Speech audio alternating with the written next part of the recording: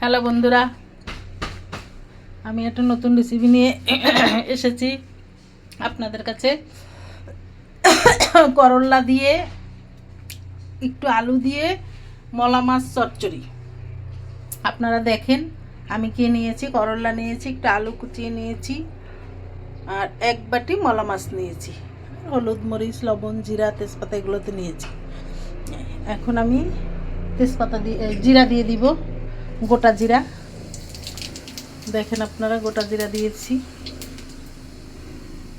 আগেই আমি তেল দিয়ে রেখেছিলাম যে একটু তেলটা গরম হোক।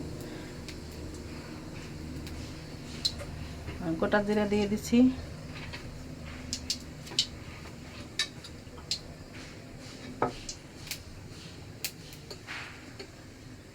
করলাটা দিয়ে দিব।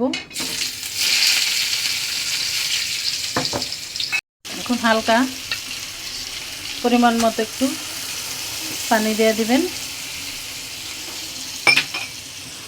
অল্প একটু নাড়াচাড়া দিবেন। হোক,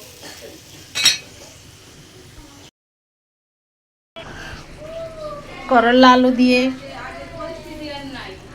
মলা মাছের চচ্চড়ি হয়ে গেছে। আমি এখন নামিয়ে নিব, আপনারা দেখতে থাকেন।